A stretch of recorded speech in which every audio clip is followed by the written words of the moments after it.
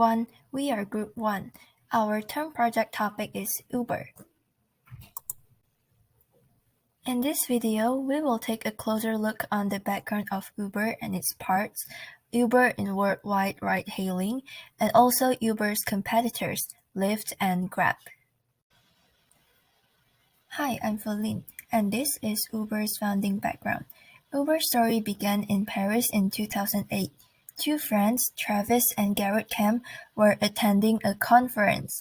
The concept for Uber was born one winter night during the conference when the pair was unable to get a cab. Uber was founded on a single idea. What if you could request a ride from your phone? Initially, the idea was for a timeshare limo service that could be ordered via an app. The prototype for Uber Cab was tested in New York in early 2010 using only 3 cars, and the official launch took place in San Francisco in May. The first Uber ride was requested in 2010, and less than 2 years later, in 2011, Uber had already launched internationally in Paris. The ease and simplicity of ordering a car fueled the app's rising popularity. With the tap of a button, a ride could be ordered, a GPS identified the location, and the cost was automatically charged to the card on the user account. The San Francisco-based startup quickly became one of the biggest companies and grew quickly. Now, Uber disrupted modern transportation as we know it, and at one point grew to become the highest valued private startup company in the world. Now we will discuss about the players, added values, rules, tactics, scope of Uber. The first one is players. So the players from the supply side are drivers. Drivers can join or leave at any moment and can choose to participate in the game or not. It is important to have a sufficient number of drivers to be able to provide the customer proposition. For example, timely pickup at low cost. Indirect network effects are not possible without sufficient drivers. The next one is players from the demand side, which is the riders. So the riders bring positive and or negative side effects from the demand side. The most notable network effects are those among the riders and the drivers. Local network effects between supply and demand are crucial for Uber. So the next one is other players. For example, commercial partners, technology partners, and other partners. Next, Uber's added values. The added values to drivers are income generation, flexible and predictable work hours, tracking one's earnings, and the ease of joining. The added values to the riders are custom ride, on demand, affordability, convenience, rating system, and safety. Hi, I'm Thira. I'm talking about the rules. As Uber attempted to expand its reach to all parts of the transportation market, not only lots of growth but also controversy have followed. Uber's entry into countries and states often came before agreements had been made with those in power, which led to penalties and bans in some areas of the world. Here are 3 incidents of how rules reclassified the contract between private drivers and Uber in recent years. First, the decision of the French Court of Cassation of 4th March 2020 has recognized the right of an Uber driver to be considered an employee, which requires the U.S. firm to pay more taxes and benefits for drivers such as paid holidays. Second, California Proposition 22 was a ballot initiative on the November 2020 state election which passed with 59% of the vote and granted app-based transportation and delivery companies an exception to Assembling Bill 5 by classifying their drivers as independent contractors rather than employees, thereby exempting employers from providing the full suite of mandated employee benefits. With similar cases ongoing in the UK and other countries, these cases are part of a global battle that have set a precedent for how employees are regulated in the gig economy. Third, Uber Lyft need to pay NYC drivers more by end of 2022.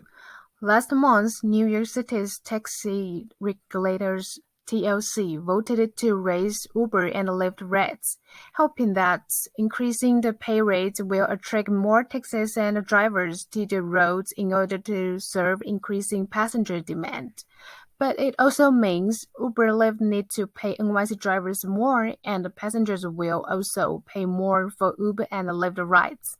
If you were Uber, what would you do in the game? Remember, rules can be changed by others or you.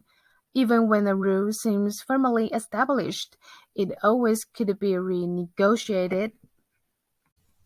In 2019, Uber had a global market share of 37.2%.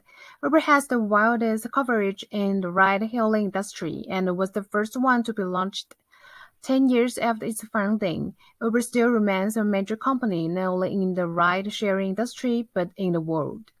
Uber generated 17.4 billion in the year 2021, which is a 56% increase year-on-year and better than its 2019 figures. The US and Canada are still responsible for the majority of the Uber's revenue, with 10 billion of the 17.4 billion made in 2021 coming from those two countries. Because Lyft operates only in the US and Canada, it's the most significant among Uber competitors in the USA. Looking at Uber and the Lyft market share in the US, Uber held 69% share in July 2021, down from 74% in September 2017, compared to Lyft's 31%. The high level and rising number of rivals may jeopardize Uber's expansion, thus making it difficult to grow as planned, especially in its fastest-growing Asia-Pacific area. Next, we will show you more about how Uber responds to its competitors and what strategy it adopts to gain more market share or growth. Hi, I'm Viviana, and for this part, I would like to talk about the story of how Uber and Lyft competitive with each other. At the beginning of Lyft, the founders of this company never thought about becoming another Uber. In 2012, the market of ride-hailing has just started, and Uber has just been established for 4 years. Lyft, as the second mover, rather than fighting Uber directly by using market segmentations, Lyft has a different position than Uber. Lyft's primary target was philanthropically inclined American ride-hailing service users between the age of 18 and 49, and Uber's target market of riders spans 16 to 65. But in the section of the 18 to 29, the users numbers of Lyft is larger than Uber in American market.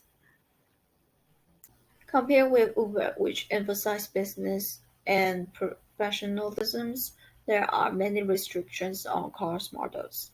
Lyft choose to focus on the young and middle-aged generations, expect that the restrictions on car models and car age are relatively loose to reduce the ride rates. Although Uber's market shares in United States have reached 17%, however, the functionality of two platforms are very similar, and Uber users can easily switch to Lyft's apps and vice versa. The following things are what they do to fight for their market shares. First one is Lyft follow Uber's steps to launch the function of grading services according to customers' needs. For example, Lyft to UberX, Lyft Plus to Uber XL, Lyft Luxury to Uber Black. There's a fun story that Lyft, in fact, the lead in completing the development of the cheaper ride-sharing service, Lyft Line. But before the official presentation, they hold a small press conference with the media. As the result, the news quickly reached Uber and Travel Kalanick quickly released the now popular product, Uber Pool. And second, Lyft creates its own media divisions called Lyft Media, and right after the few months, Uber launched an advertisement divisions. Both of these companies realized that they can leverage their extensive first-party data and deliver target advertisement by the data of customer lifetime travel behavior and trip-specific destinations. When we look back, what did Lyft do at 2017 when Uber had to face with the problem of workplace sexual harassment and faced a lot of misdirectly criticism? Lyft didn't grab the chance to make the plan to take over Uber's users. There's no doubt that both of them need to face the problem of driver shortage and high gas pricing during and after the COVID-19 pandemic. And now, Uber operates around the world and it launched a food delivery services, try to acquire companies such as shares, bicycles, and scooters, and invest heavily in driverless technology. In contrast, Lyft has always insisted on being a company that builds a better transportation experience to achieve more environmentally friendly travel. Hi, I'm Winnie. In the family section, I'd like to talk about the competition between Grab and Uber. Grab is one of Uber's main competitors in the US and Southeast Asia. Let's begin with the introduction of Grab. Grab started as a taxi booking app called MyTaxi, founded in Malaysia. This startup was rebranded as Grab in 2016. Their ride-sharing service is available in Malaysia, Singapore, the Philippines, Thailand, and Vietnam. They had also expanded into the food delivery market like Uber Eats.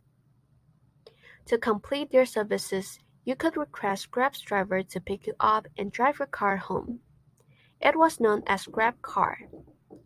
Grab also had GrabPay, which supported more than 30 different currencies, making it easy for foreigners to pay bills.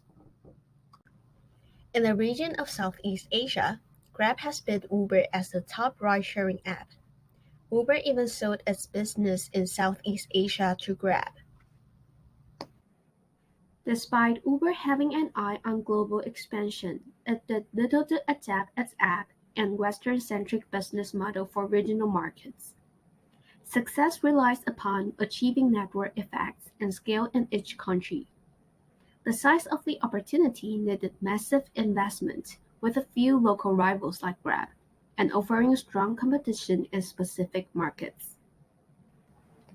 Until 2015, Uber focused on securing the dominant position in the major countries of Southeast Asia. However, its strategy changed dramatically after Grab became the dominant. Uber split its focus by expanding rapidly outside of Asia. Its strategy shifted from winning at all costs to maintaining its position as a major player that would neither gain nor lose market share in Southeast Asia. Moving on to the main factor of Grab's success in Southeast Asia.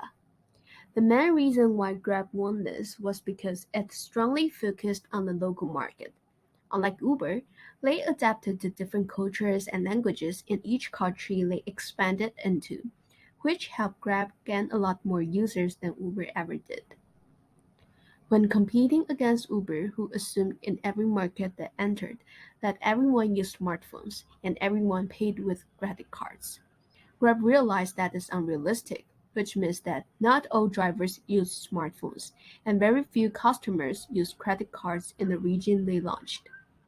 Focusing on the habit of the residents helped them to expand. This is our presentation of Uber. Thank you for watching. Whatever you think about this video, welcome to comment below. And don't forget to share, like, and give us a thumb